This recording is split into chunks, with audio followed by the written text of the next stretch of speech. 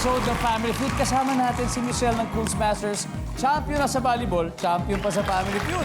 Sana! Sana! Kanina, nanalo na sila ng 100,000 pesos. Pero mas masaya kung doblehin natin at makapag-uwi sila ng total na... At tatanggap din ng 20,000 ang napiling charity. Michelle, ano bang napili niyo? Ang napili po namin ay ang Ribisco Foundation Incorporated. Congratulations sa inyo. Meron po kayong 20,000 mula sa ating winning team. Anyway, si Tots ngayon nag-aantay. Nag-aabang siya sa waiting area sa likod. That's why it's time for Fast Money, Michelle. You know the drill. Good luck. Yes. Give me 20 seconds on the clock. So, ang niyog daw ay Tree of Life. Anong parte ng punong niyog ang nagamit niyo na sa bahay? Go. Yung balat. Tagalog word na pang-describe sa ilong ng tao. Malapad. Sport na ang gamit ay maliit na bola. Tennis. Bukod sa leon, pwede kang lapain ng anong hayop. Tigre. Magbigay ng isang blood type. O. Let's go, Michelle! Ang nyog daw ay Tree of Life. Anong parte ng puno ng nyog ang nagamit nyo na sa bahay mo? Sabi mo? Balat or husk? Balat. Yung balat. Balat, yes. Referring to yung yung bunot. Diba? Yung bunot. Sige. Nandiyan ba ang bunot? Bale. Saan kayo nakatira? Tagalog word na pang-describe sa ilong ng tao. Sabi mo malapad. Ang sabi ng survey? Boom! Sport na ang gamit ay maliit na bola. Sabi mo tennis. Survey says, meron. Bukod sa leon, pwede kang lapain ng anong hayop. Sabi mo tigre.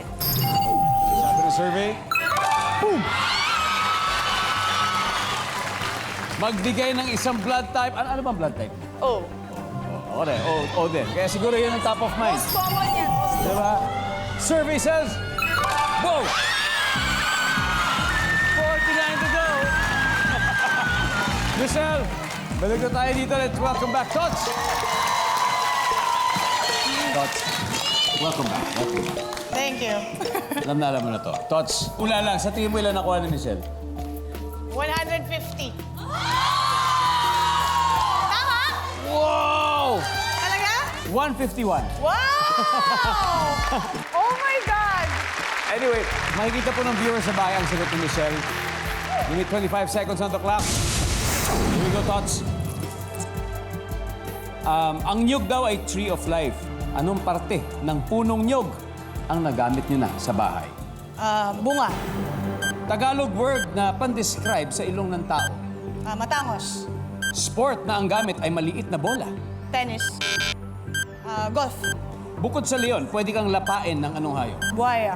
Magbigay ng isang blood type. B+. Let's go, Tots!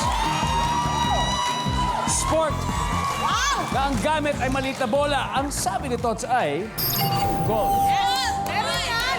Ang sabi ng survey natin sa golf ay... Okay, ang top answer natin dito ay ping pong or table tennis. Magbigay ng isang blood type, sabi mo ay B+. Ang sabi ng survey ay... Top answer ay O. Nasagot mo. Wow! Ang nyug daw ay Tree of Life. Anong parte ng punong nyug ang nagamit sa bahay? Ang sabi mo yung bunga. Mismo, the fruit. Survey says...